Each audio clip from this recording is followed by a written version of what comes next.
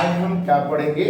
सबसे पहले हम कोशिश करेंगे कि ब्लड ग्रुप क्या है इसके विषय में जानें और इसका तरीका क्या होता है। सबसे पहले हम लोग कोशिश करेंगे ये जानने का कि ब्लड ग्रुप होता क्या है, किस आधार पे बांटा जाता है। लेकिन इस सबसे पहले हमको क्या करना होगा, इसके लिए समझने के लिए ब्लड पढ़ना। ब्लड क्या है? तो ब्लड जो होता है फ्लूइड कनेक्टिव टिश्यू होता है और फ्लूइड कनेक्टिव टिश्यू जो होता है जिसे हम तरल संयोजी ऊतक कहते हैं। यदि वास्तव में हम देखते हैं तो इसमें 70% तो केवल जल होता है और 30% में जो होता है कार्बनिक पदार्थ, ऑर्गेनिक पदार्थ, जो कार्बनिक पदार्थ होते हैं, अकार्बनिक पदार्थ होते हैं, एंटीजेंस होते हैं, एंटीबॉडी होते हैं, मान विभिन्न पदार्थ होते हैं। लेकिन हम लोग को आज के क्लास में ये देखना है कि किस प्रकार से ब्लड ग्रुप को हम क्लासिफाई करते हैं, उसका आधार क्या है और आधार के बाद सबसे पहले हम जानने का कोशिश करेंगे कि what is the base of the blood group classification. Blood group classification का आधार क्या है? सबसे पहले ये जानने का कोशिश करेंगे कि ब्लड ग्रुप जो होता है उसको बताया किसने था। कोई एक ऐसा शख्स होगा जिसने इसको बताया था, तो उसका नाम था कार्ल लैंडस्टीनर। कार्ल लैंडस्टीनर नामक वैज्ञानिक ने ब्लड ग्रुप के बारे में बताया था और उसका मुख्य आधार क्या बताया था? उसका मुख्य आधार था कि उसमें एक विशेष प्रकार का प्रोटीन, किसमें? ब्लड में एक विशेष प्रकार के प्रोटीन पाए जाते हैं। दो प्रोटीन, एक होता है जिसे कहते हैं एंटीजेंस और दूसरे को कहते हैं एंटीबॉडी। अब एंटीजेंस और एंटीबॉडी के आधार पर ही ब्लड ग्रुप को हम बांटते हैं। जैसा यहाँ पे दिखाया गया है कि ब्लड ग्रुप जो तरल संयोजी ऊतक होता है, ब्लड ग्रुप की खोज लैंडस्टीनर ने किया था और लैंडस्टीनर के अनुसार ब्लड ग्रुप दो प्रकार के प्रोटीन द्वारा बनते हैं जिसे एंटीजेंस और एंटीबॉडी कहते हैं। एंटीजेंस के आधार में तो एंटीजेंस होता है, एंटीजेंस के बेस पे जो होता है ब्लड ग्रुप को चार भागों में, माने चार रूपों में बांटते हैं। सबसे पहले होता है ब्लड ग्रुप ए, उसके बाद blood group B, blood group A B और ब्लड ग्रुप ओ। माने चार रूप होते हैं, blood group A, blood group B, blood group A B और ब्लड ग्रुप ओ। अब ये तो ब्लड ग्रुप है और इसका मुख्य वर्गीकरण का आधार क्या है? Antigens. On the basis of antigens, blood group can be classified into 4 types. It is the name of blood group A, blood group B, blood group AB and blood group O. तो अब क्या होता है, मान लीजिए blood group ए के बारे में हम जानना चाहें तो ब्लड ग्रुप ए में एंटीजेंस जो होता है वो एंटीजेंस क्या पाया जाएगा? एंटीजेंस जो होगा ए होगा, लेकिन एंटीबॉडी बी होगी।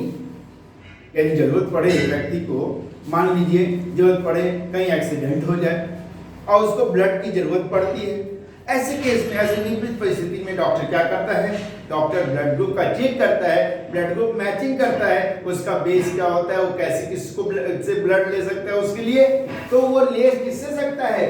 ए, ब्लड ग्रुप ए वाले व्यक्ति से ले सकता है और ओ वाले से ले सकता है। लेकिन कभी जरूरत पड़े, उसकी रिश्तेदारी में कोई एक्सीडेंट हो गया और रिश्तेदारी में यदि एक्सीडेंट हो गया और वही एक व्यक्ति है तो उसको देखना है, लेकिन अब उसमें भी ब्लड ग्रुप मैच करना है। तो उस ब्लड ग्रुप मैच करना है तो देखना है कि वो किसको दे सकता है? ब्लड ग्रुप ए वाले को और ए बी को वो दे सकता है। तो ये किसका आधार था? एंटीजेंस के बेस पे था। अब यदि हम ब्लड ग्रुप बी की बात करते हैं, ब्लड ग्रुप बी, उसमें एंटीबॉडी बी, एंटीजेंस बी पाई जाएगी लेकिन एंटीबॉडी स्मॉल ए पाई जाएगी।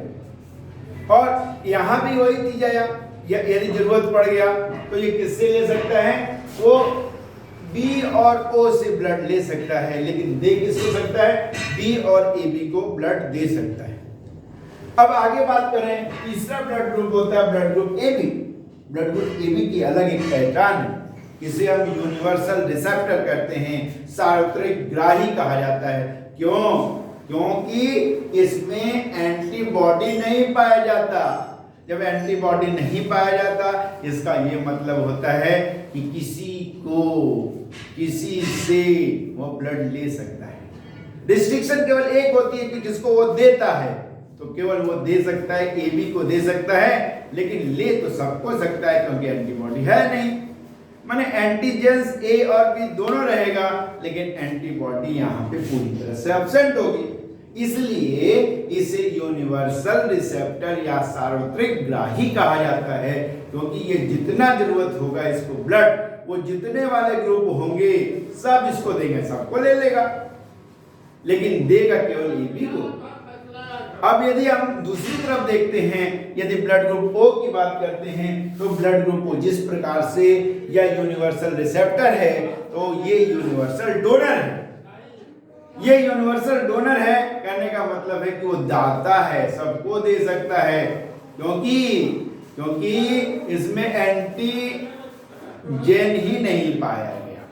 एंटीबॉडी है, एंटीजन एंटीबॉडी होता क्या है? ये एक विशेष प्रकार का प्रोटीन होता है और ये एक प्रतिरोधक के रूप में, जैसे एंटीजन है तो उसका प्रतिरोधक एंटीबॉडी बनती है।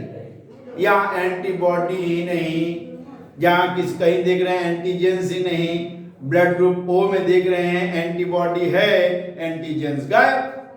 जब एंटीजेंस गायब होने का मतलब है कि सबको दे सकते हैं, लेकिन जरूरत पड़ गया, एक्सीडेंट हो गया साहब इनकी, तो केवल ये ब्लड ग्रुप ओ से ही ब्लड ले सकते। तो ये तो रहा हम लोग ने ब्लड ग्रुप की बात कही। बताइए, अब ब्लड ग्रुप ए में हम लोग ने बहुत सुना है कि किसी का ब्लड ग्रुप पॉजिटिव है, किसी का ब्लड ग्रुप निगेटिव है। इसका बेस क्या है? दो दोस्त थे जिसका नाम था लैंडस्टीनर और वीनर, जो अमेरिका में एक जंगल हुआ करता था। उस जंगल में वो आ गए और वहां पे एक बंदर था जिसे रीसस बंदर कहते हैं, उससे ब्लड निकाला गया। उसमें एंटीजेंस जो हमारे पास था वहां देखा गया, उसी तरह से एंटीजेंस पाया गया। जब एंटीजेंस पाया गया, देखा गया एवी एंटीजेंस, जो वैज्ञानिक होते हैं अपने उसके तर्क होते हैं। अब उन्होंने देखा कि एंटीजेंस इसमें है, तो उसने गिनी पिग में उसको पुश कर दिया। गिनी पिगवा जो था, एक जो बच गया, एक तो मर गया। अब गिनी पिग का जो ब्लड सीरम लेकर के ह्यूमन में पुश किया गया, तो उसी तरह के एंटीजेंस बन गए साहब। जब गोरी जातियां थी, अंग्रेज थे, अंग्रेजों में उसका नापा गया तो लगभग 85% लोगों में एंटीजेंस वो पाया गया। बंदर के आधार पे, बंदर के नाम के आधार पर उसे आरएच एंटीजेंस कहा दिया गया, जिसमें नहीं वो आरएच एंटीजेंस एब्सेंट।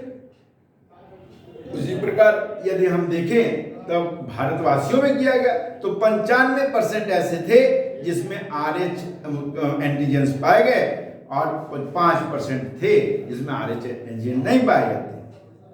तो जिसमें पाया जाता है वो आरएच पॉजिटिव कहलाता है, जिसमें नहीं पाया जाता उसे आरएच निगेटिव कहते हैं। किसने बताया था? लैंडस्टीनर और वीनर नामक वैज्ञानिक ने इसके बारे में विस्तार पूर्वक बताया था। अब हम देखते हैं कि ब्लड ग्रुप पॉजिटिव कभी कभी देखते हैं कि माने किसी का बच्चा मरा हुआ पैदा ले लिया, किसी का बच्चा पेट में मरा था, किसी बच्चा वो होते हुए मर गया। तो ये ब्लड ग्रुप की कमियां भी हो सकती हैं। इसके बारे में ब्लड ग्रुप के रोग भी हो सकते हैं, ब्लड ग्रुप से क्यों रोग हो सकते हैं, आरएच पॉजिटिव, आरएच निगेटिव। अब हमको जानने का ये प्रयास करना चाहिए कि कौन सा मैच अच्छा है और कौन सा खराब है। तो यहाँ पर हम देखते हैं कि यदि मैच को देखें तो आरएच जो होता है, आरएच ब्लड ग्रुप जो होता है, यदि पॉजिटिव है लेकिन आरएच निगेटिव फीमेल है, तो ये मैच खराब होता है और इसके बीमारी होती है, इसे इरिथ्रोब्लास्टोसिस फिकलिस कहते हैं। और ये बीमारी मैंने इस करने का मतलब है कि इस बीमारी से यदि मैंने लड़की पीड़ित है तो निश्चित तौर पर उसका एक बच्चा किसी प्रकार ऑपरेशन से हो जाएगा, लेकिन दूसरे बच्चे में कठिनाई होगी, हो सकता है बच्चा मरा हुआ पैदा ले, क्योंकि ये एक बीमारी होती है। और बाकी यदि मेल पॉजिटिव है, फीमेल पॉजिटिव है, ठीक मैच है। मेल निगेटिव है, फीमेल निगेटिव है, ठीक मैच है। मेल निगेटिव है, ये पॉजिटिव है, तब पर भी ठीक मैच है। तो इस प्रकार हम देखते हैं कि ये मैंने आरएच फैक्टर के विषय में मैंने बताया कि लैंडस्टीनर और विनर ने किया। ये अलग प्रोटीन होता है, आरएच एंटीजेंस कहते हैं। इसे कई रिसर्च बंदर द्वारा प्राप्त किया गया। जिन व्यक्तियों में आरएच एंटीजेंस पाया जाता है उसे आरएच पॉजिटिव कहते हैं, जिसमें नहीं पाया जाता उसे निगेटिव कहते हैं। तो ये मैच और ये बीमारी मैंने बताई आज की क्लास में, बहुत नहीं बस इतना ही। अगली क्लास में जो होगा वो क्या पढ़ाएंगे, रक्त समूह किस प्रकार से वंशागत होता है, इसके बारे में अगली क्लास में आपको पढ़ाएंगे। जब तक आप लाइक और सब्सक्राइब इस वीडियो को करना न भूलें।